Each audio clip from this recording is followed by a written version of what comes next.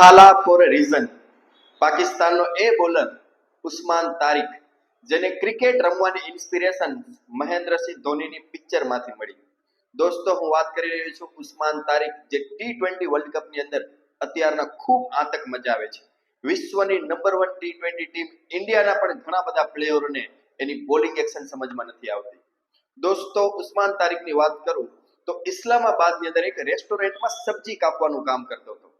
એમના પછી એ અફઘાનિસ્તાન ગયો જોબ માટે. એમના પછી એ દુબઈ જાય છે જોબ માટે. 2017-18માં જ્યારે ભાઈ દુબઈ હતા તો નોકરી કરતા હતા. એને ક્રિકેટ માટે એમના કઝિનનો કોલ આવે છે, પણ એ ઇન્ટરેસ્ટ નથી લેતા કે ભાઈ સારી એવી જિંદગી હાલે છે, જોબ હાલે છે, બધું કમ્પ્લીટ છે. પરંતુ એક દિવસ જ્યારે એ પિક્ચર જોતા હતા અને એ પિક્ચરનું નામ હતું Mahendrasingh Dhoni the untold story.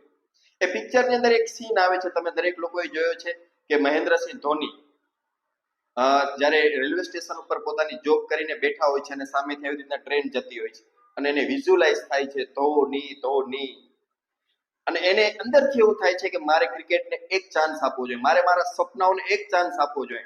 Job તો લાઈફ ટાઈમ રહેશે, ફક્ત સર્વાઈવ કરવા માટે મારે નથી જીવવું.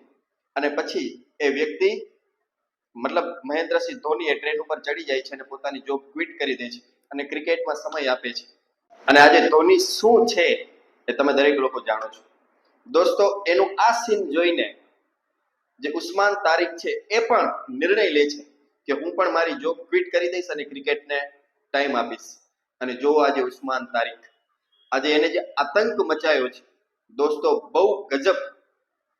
તો ક્રેડિટ ભાઈ સામેથી ચાલીને આવે છે ધોની પાસે. શું કહેવું છે? અગર તમે પણ ધોનીના ફેન હો તો કોમેન્ટમાં થાલા ફોર અ રીઝન લખવાનું ભૂલતા નહીં.